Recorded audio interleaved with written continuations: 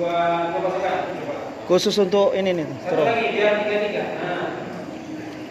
Siapa yang jadi musuhnya? Jadi ini hadis Abdullah bin Umar ya. Hadis Abdullah bin Umar kita praktikkan supaya kita lebih paham ya. Hadis Abdullah bin Umar, musuh di belakang. Ya, musuh di belakang.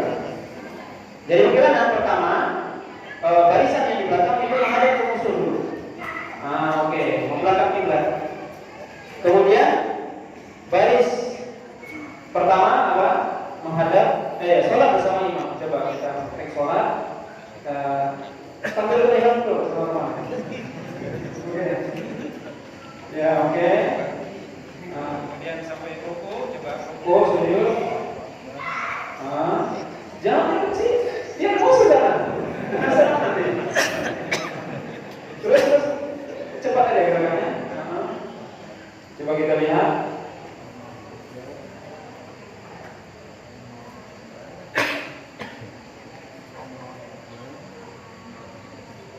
Berdiri. Nah, ketika imam sudah berdiri ini, maka barisan belakang balik arah menghadap kiblat dan balik posisi jemaah yang pertama ini dia Menghadap ke depan. balik kanan berganti posisi menghadap. Oh enggak, pegang senjata lagi. Sekarang pegang senjata. Mau berjaga sekarang, coba sekarang balik arah. Balik arah. Ya, balik arah dan tukar posisi. Begitu. Memang seperti itu. Oke. Masih imam tuh. Ya, maka kan ini masbuk namanya ya. Anda langsung takbir. Nah, coba imam ikuti. Jangan lihat ke belakang. Musuh kemana?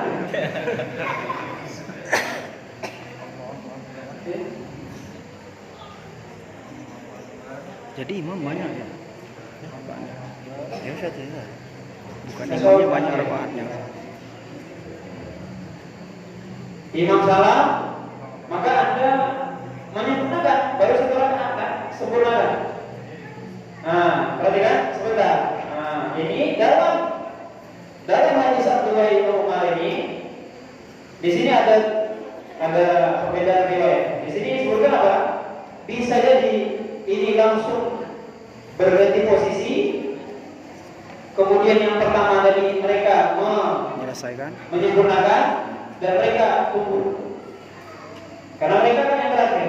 Atau ini menyempurnakan baru dia. Nah, itu ada dua Pendapat. Dua hal. Di sini disebutkan hadis Abdullah bin Umar ya. Hadis Abdullah bin Umar, nanti ketika itu salah, kemudian mereka menyempurnakan satu rakaat. Ya, satu rakaat. Maka tentunya dalam hal ini apa? Yang lebih mudah saja. Yang lebih mudah gimana? Ya sudah, lanjut saja ini selesaikan. Coba diselesaikan dulu. Selesaikan. Yang barisan pertama tetap ya.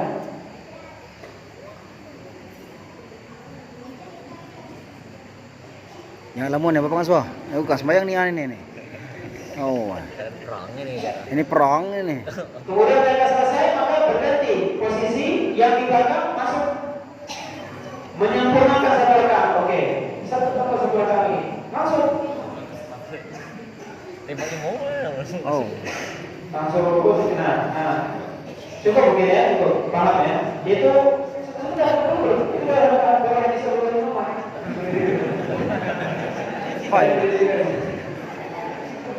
Itu harus satu lain rumah.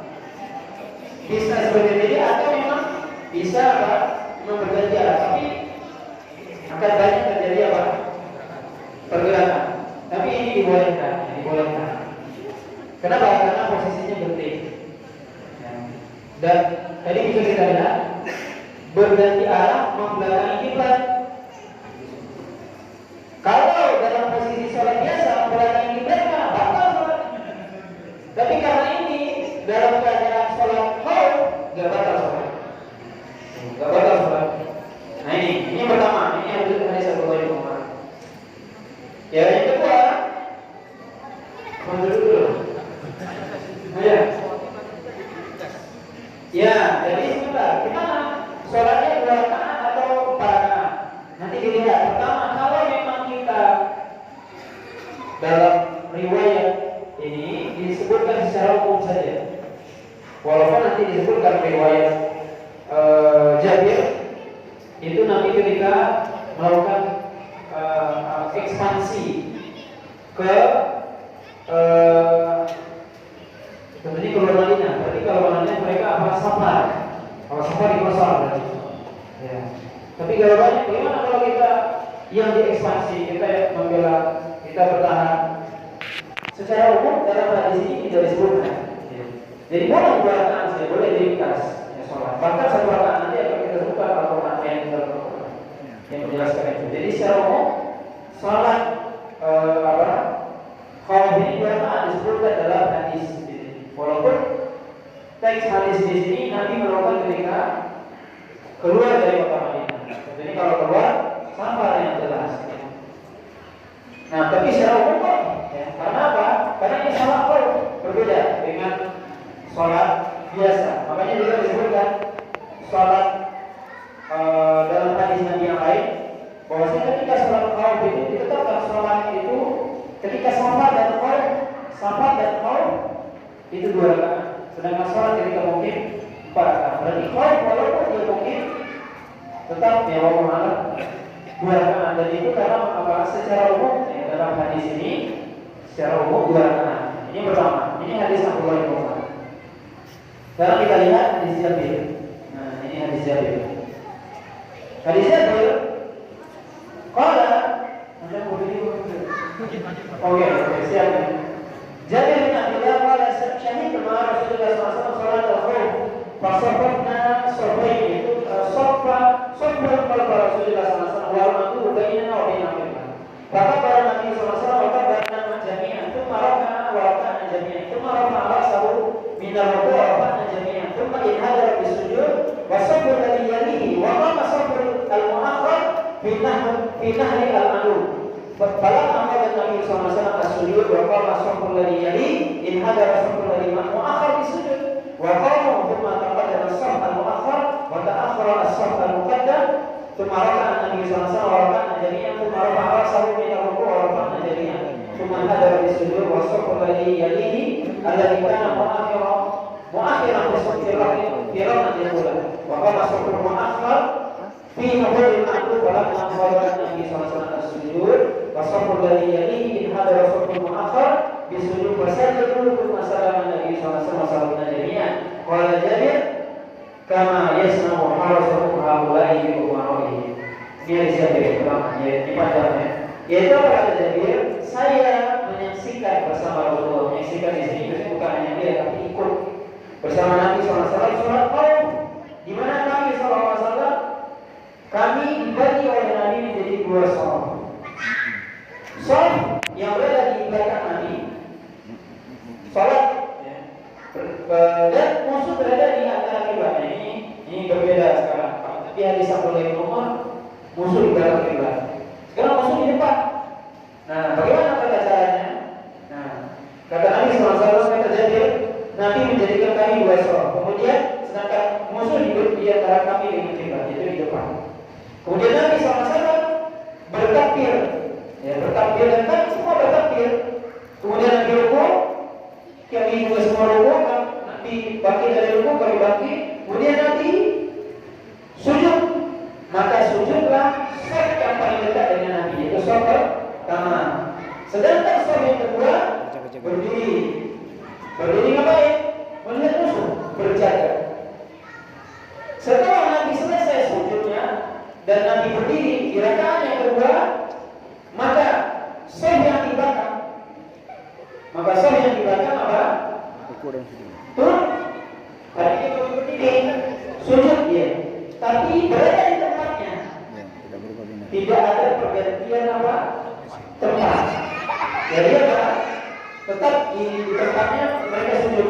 Sedangkan saf yang ada saf pertama dan Nabi itu berada dalam keadaan berdiri di rakaat yang kedua. Nah, maka kemudian mereka inhadar bersujud ya. Kemudian apa kata in hadara as-saful akhir di sujud wa qamu. Kemudian apa? Mereka berdiri. Kemudian setelah itu apa? Baru di sini baru pergantian ya. Wa qamu ya. Di sini Nabi SAW Nabi SAW as-sujud qama alladhi yali in hadara as-saful akhir di sujud wa qamu.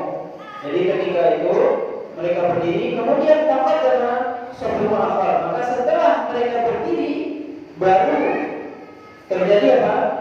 Ternyata ada juga. Ternyata apa? Pergantian posisi. Taqaddama saful akhir, maka saf yang belakang maju. Dan ta'akhkhar al-muqaddam, saf yang depan mundur. Kemudian Nabi ruku semua, kemudian yang tidak, kemudian sujud. Kemudian apa? Ketika Nabi sujud, maka saf yang berada di dekat Nabi, mereka sujud bersama Nabi SAW. Sedangkan saf yang di belakang mereka berdiri. Setelah selesai Nabi SAW sujud dan juga saf pertama selesai sujud, maka Nabi duduk tasyahud awal, tasyahud akhir. Kemudian saf yang di belakang sujud. Kemudian mereka sujud, kemudian duduk dalam sujud, kemudian sujud lagi, kemudian duduk tasyahud akhir dan sama-sama dalam keadaan tasyahud akhir, kemudian salam. Coba kita contoh lagi. Prakteknya. Jadi musuh di depan. Gimana caranya? Ternyata ada pertukaran juga. Apa hikmahnya nanti kita jelaskan. Kenapa harus bertukar posisi? Sekarang imam takbir, coba. Imam takbir, semuanya ikut. Oh, semuanya ikut. Kemudian ruku. Kemudian sujud. Itu kan.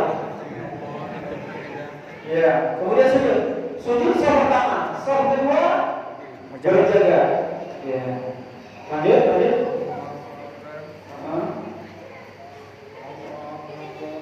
Lanjut. Berdiri. Oke. Maka yang kedua apa? Ruku dan sujud. Sujud. Kan tadi sudah ini tidak, tapi sujud belum. Sujud.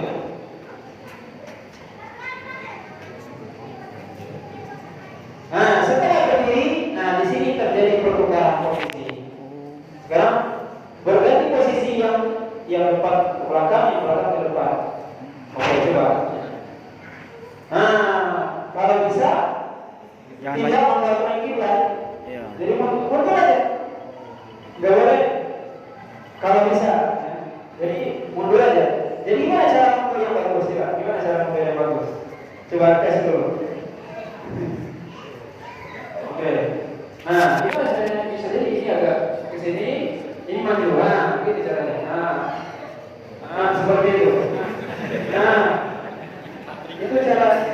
Kalau bisa jadi itu. Jadi enggak tabrakan maksudnya. Itu tentara asli. Yang melihat orang belakang. Orang belakang yang melihat. Jadi kemana kalau kita itu mundurnya? Kalau dia mundurnya seperti ini, ada ke dalam. Kalau dia keluar, ada ke dalam. Seperti itu. Jadi jangan kumpulan. Itu ada seninya itu. Harus ada aturannya. Ya, oke. Maka kemudian sholat. Lanjutkan. Ikut semua. Oke, lanjut. Berdiri. Ya, benar. Tunggu.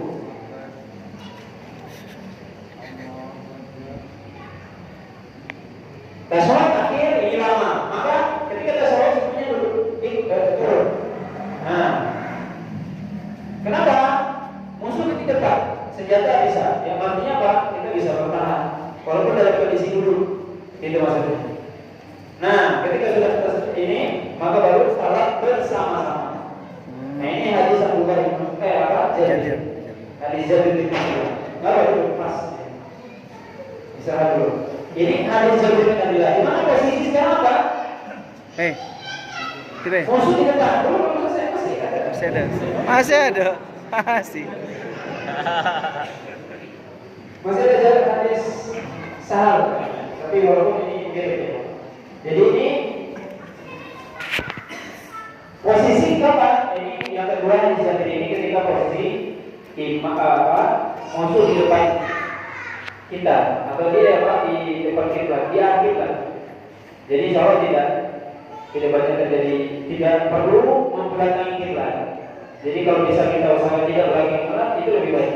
Kemudian yang kedua yang perlu dipelajari, kenapa harus berganti? Walaupun sebenarnya bisa aja. Ini disebutkan para ulama adalah menjaga keadilan di antara jemaah. Maksudnya gimana? Yang orang yang tadinya orang itu kan pengen apa? Soh yang pertama apa? Mau depan. Soh yang paling mulia apa? Yang depan. Soh pertama. Maka harus dua pasukannya, dua kompoinya harus merasakan Yesus pertama. Kenapa dia yang soh pertama? Maka itulah keadilan sampai dalam sholat pun harus seperti itu. Karena kan apa?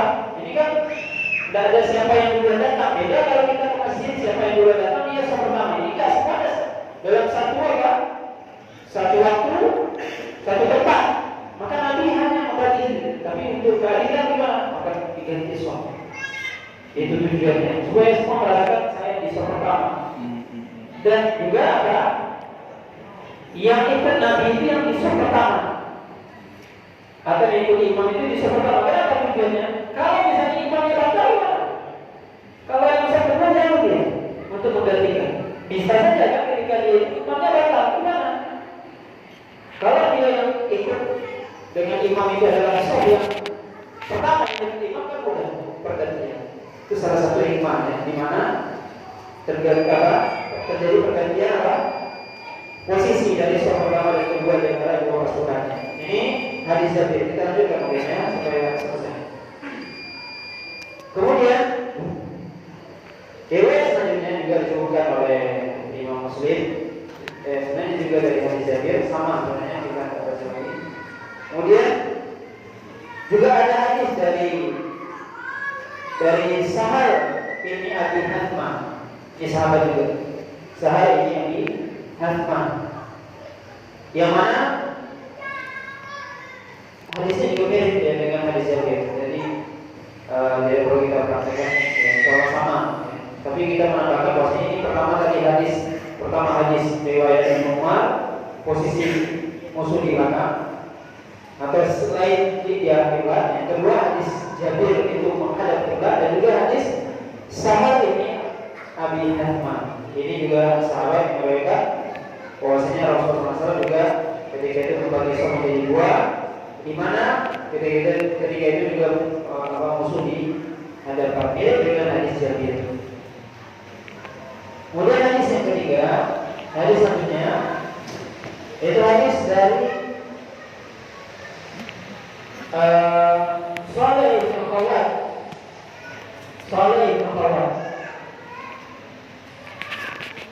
Tentang orang-orang yang sholat bersama Nabi SAW pada pertempuran ini ketika sebuah pertempuran Dhatul Riqah. Dhatul Riqah itu adalah pertempuran yang terjadi pada tahun ke-5 Hijriah, yaitu melawan suku Ghatafan di Najd. Najd itu kalau sekarang di Riyadh, di bagian timurnya Saudi, lebih jauh dari Madinah.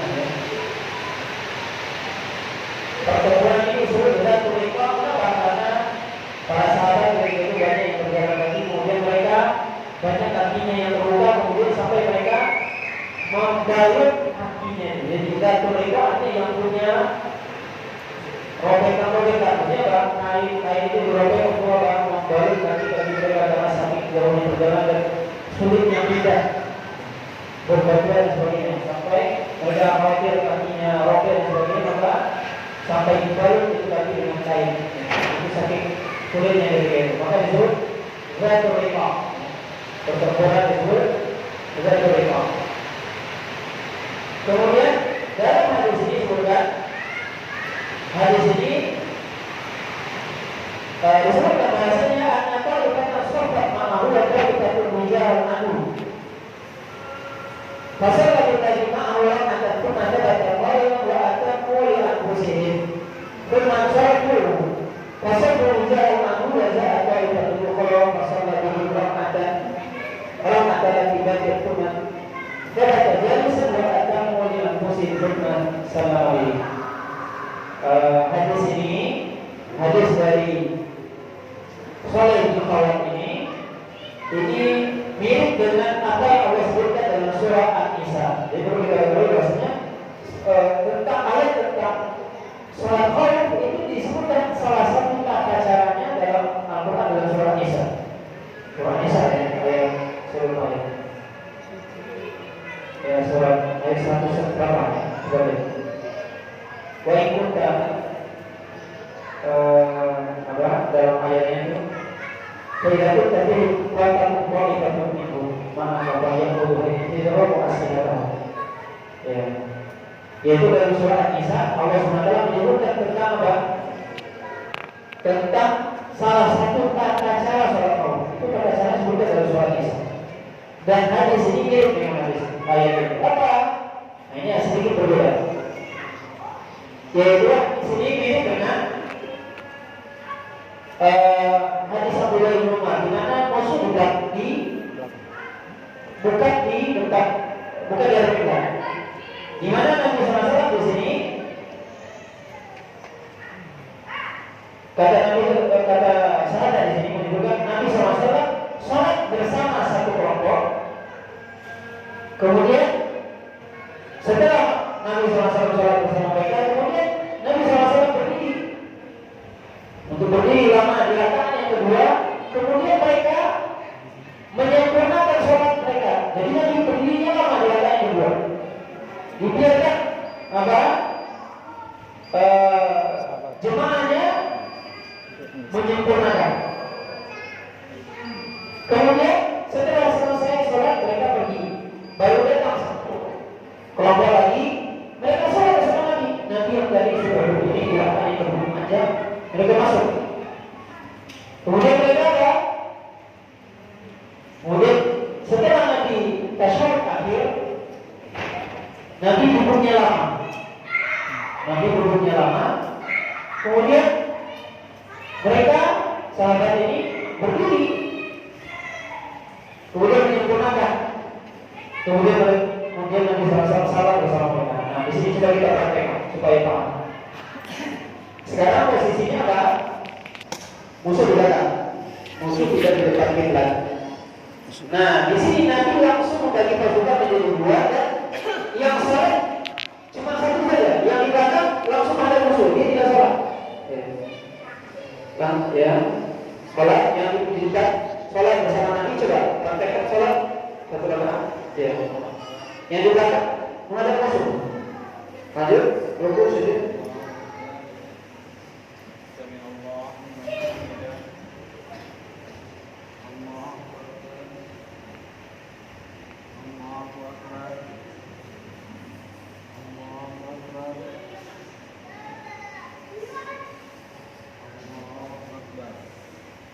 Nah, ketika rakaat kedua, imamnya berdiri lama. Nah, sedangkan makmum terus dia baca, kemudian dia rukuk sendiri, sujud sendiri. Nah, dia sendiri. Dalam ayat 102 di surah An-Nisa.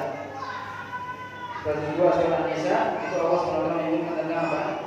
Tata cara sholat khauf. Terus selesai? Ya, itu sudah sholat akhir. Kita salam. Tidak ada kawan. Sholat akhir selesai, udah. Anda jaga sekarang. Nah, yang sedang jaga langsung dia sholat. Masbuk dia berarti, masbuk sekarang. Imam belakang kedua ini, Anda masbuk. Oke. Udah, nah.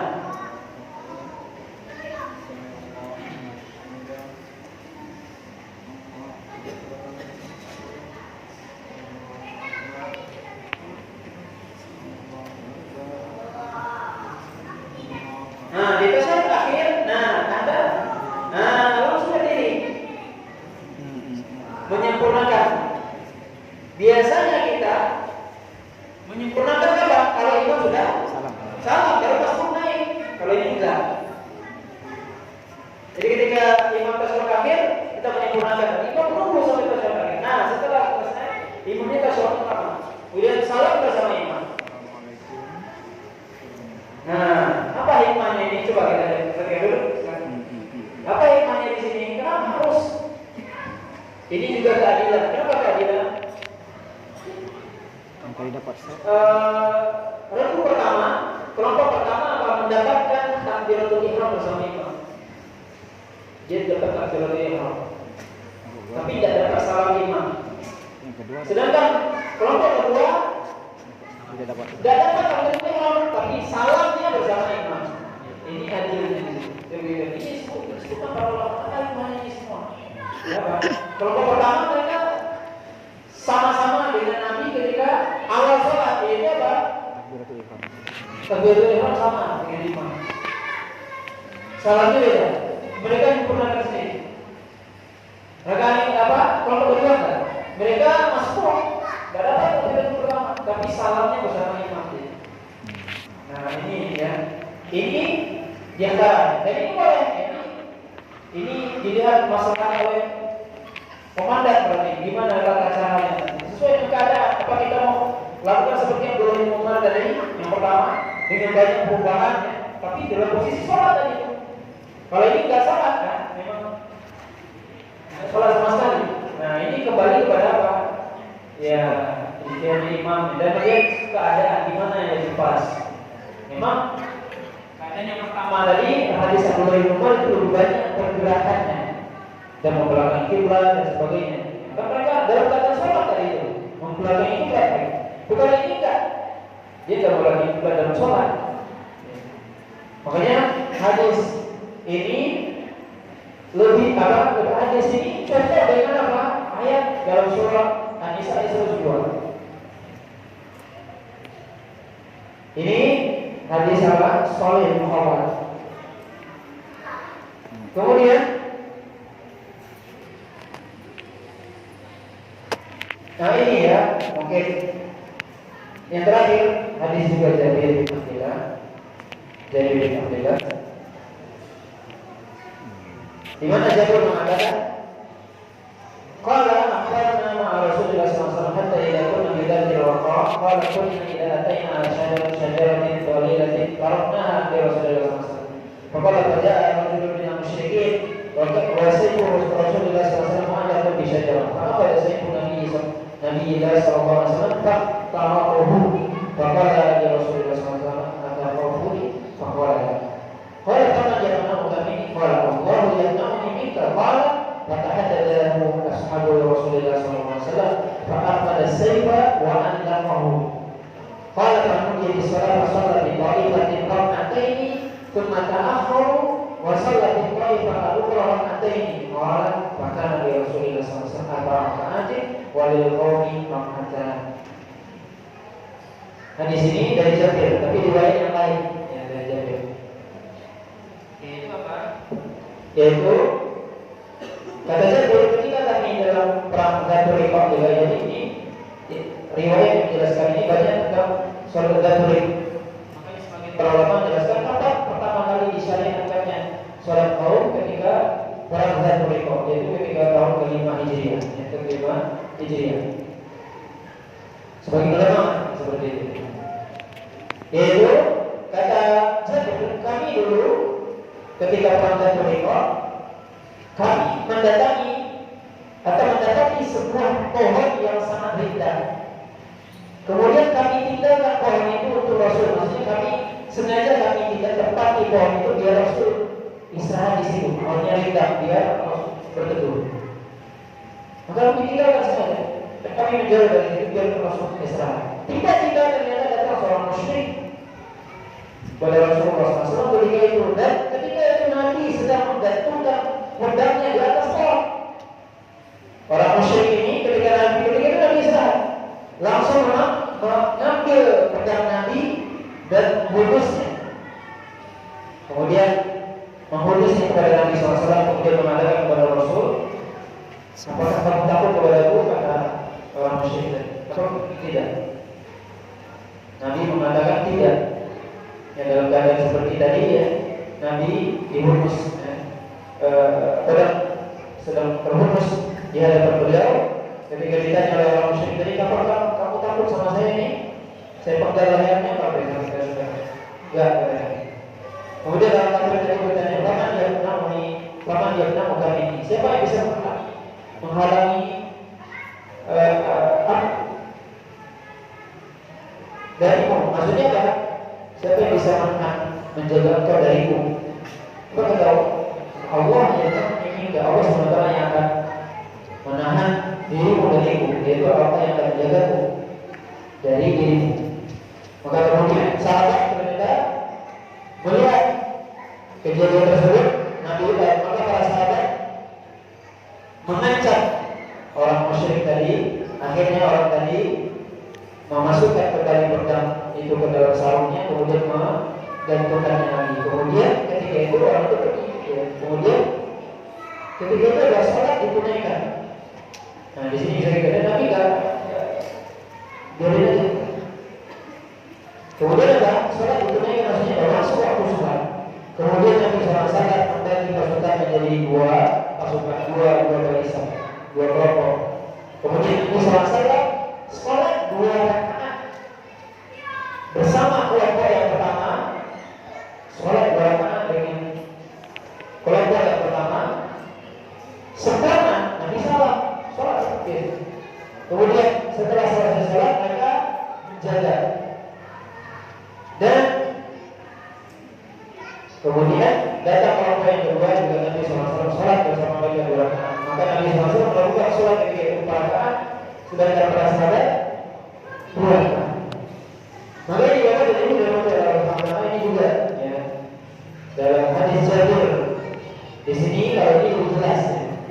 Nabi juga membagi sahabat menjadi 2 kelompok besar, kemudian apa? Kemudian Nabi sholat secara sempurna 2 rakaat. Sempurna 2 rakaat. Sampai salam. Yang lain berbeda. Ya, dan kemungkinan besar ini adalah musuh tidak dihadapkan kiblat di belakang. Di hadapan kiblat adalah hadis Jabir yang pertama tadi. Itu prioritas ya. Juga hadis Sa'ad ini Abi Hathman. Dan ini adalah wallahualam ya. Tidak disebutkan memang ya, kondisi musuh. Tapi di sini disebutkan apa? Bahwasanya Nabi sholat bersama sahabat dengan sempurna 2 rakaat salat. Kemudian Nabi sholat lagi 2 rakaat lagi. Kemudian salat. Nabi berarti sholat 4 rakaat. Dan ini insya Allah jelas ya. Tidak ada yang sama dalam hal ini. Benar-benar Nabi sholat seperti biasa sampai salat, kemudian Nabi mengulang sholatnya. Nah di sini disebutkan apa? Nabi sholat pertama dan Nabi sholat yang pertama wajib, yang kedua namanya sunnah. Karena Nabi menjadi imam, maka beliau sunnah mengenai sholat.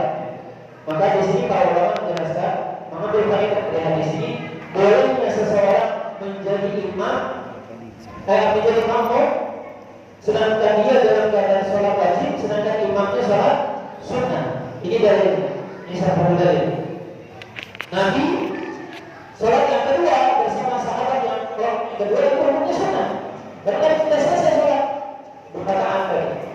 Kalau sudah puasa sudah selesai sholatnya. Tapi Nabi kembali sholat menjadi imam.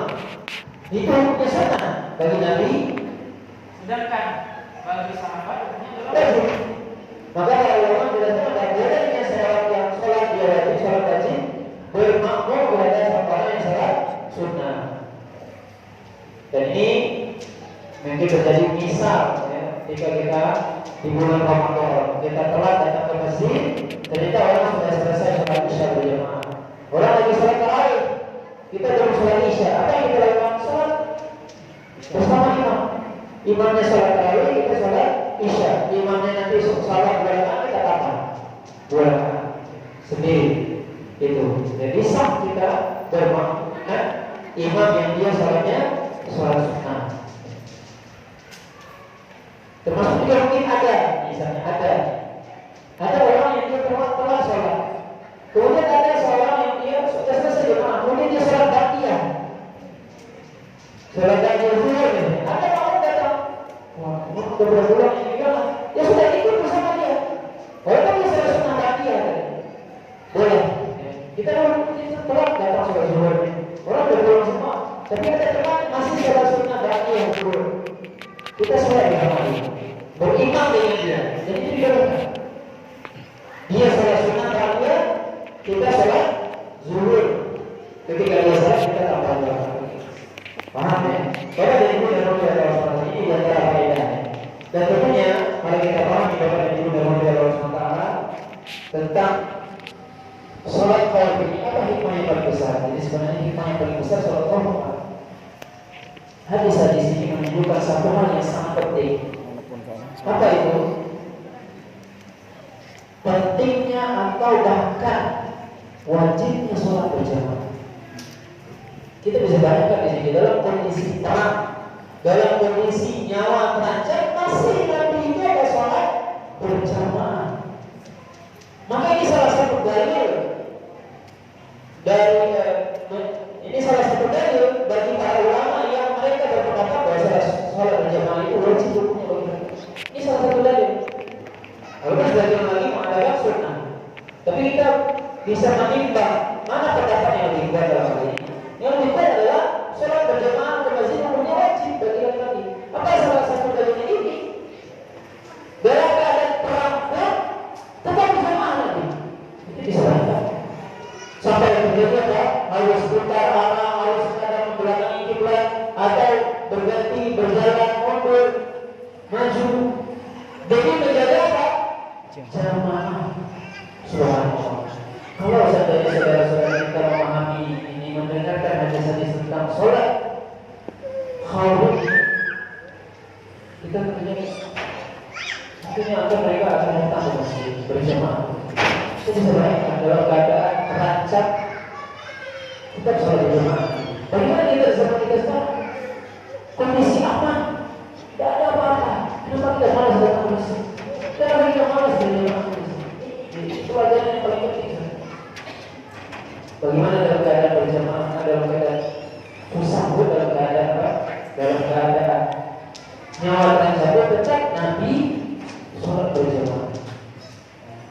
Ini Bapak dan Ibu bermula Allah SWT pelajaran yang sangat penting ya, dari disyariatkannya sholat khawf berjamaah. Disebutkan oleh Allah SWT dalam Al-Quran surat An-Nisa ayat 102, disebutkan salah satu tata caranya. Kemudian disebutkan oleh Nabi SAW dalam hadis-hadis. Kemudian juga kepada Ibu dan Bapak Allah, semua tadi kita sebutkan bahwasanya tata cara yang disebutkan itu boleh semuanya dipakai sesuai dengan keadaan dan juga mana keadaan dari memudahkan bagi kita. Dan ini juga menunjukkan bahwasanya Islam Muslim penting bagi dia sholat, penting. Kalau kita berjamaah sekarang masalah sholat itu sendiri dalam keadaan praktik kita sholat. Subhanallah. Bagaimana kalau ada saudara kita kaum muslimin yang dia dalam keadaan aman tak mau sholat, alhamdulillah. Ini dalam keadaan perangkat tetap sholat. Subhanallah. Ini kita tentunya menunjukkan bahwa pentingnya ibadah sholat. Kemudian juga ini kalau memungkinkan yang seperti tadi masih bisa mengatur apa semua. Tapi kalau misalnya dalam perang sedang berkecamuk gimana? Sholat itu tetap sholat. Kata Allah SWT dalam surah Al-Baqarah, "Fa'inkuntum farijalan aw rukbanan." Kata Allah SWT dalam surah Al-Baqarah, "Fa'inkuntum farijalan aw rukbanan." Itu kalau dalam keadaan takut, ya maksudnya dalam keadaan takut yang sangat, farijalan aw rukbanan. Itu tidak boleh dalam keadaan rijal di situ dapat dari wajib ini berjalan. Boleh dalam keadaan sholat itu berjalan sambil jalan sholat. Walaupun tidak ada kita, walaupun tapi baca. Sesuai dengan kemampuan bisa menunduk untuk rukuk sujud sesuai satu boleh. Ada yang ada dalam menunggangi kendaraan.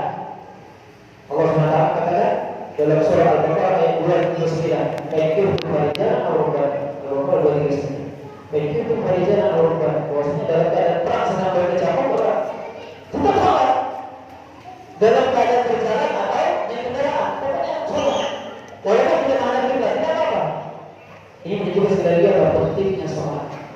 Maka sholat tidak ada usul sekalipun dari siapapun. Mesti sholat dalam keadaan apapun dia. Mau dalam keadaan sakit, dalam keadaan sabar, dalam keadaan perang, tetap sholat. Bagaimana keadaannya? Tetap sholat, harus sholat. Wajib sholat. Kapan orang sudah sholat? Kalau sudah mati, baru tidak sholat. Bahkan itu kita disolatkan sama orang. Itu ini menunjukkan pentingnya sholat. Maka melalaikan sholat, masih tidak sholat, kita sampaikan seperti ini bagaimana Allah SWT menyuruh kita walaupun sudah apa? Sudah dalam keadaan perang yang berkecil umur, ya, tetap sholat. Wallahu ta'ala. Bapak dan Ibu yang berhati Allah SWT, mungkin sampai di sini ya pembahasan kita pada malam hari ini tentang sholat kaum, mudah-mudahan bermanfaat. Wallahu ta'ala. Setelah seorang guru atau di sekolah, kita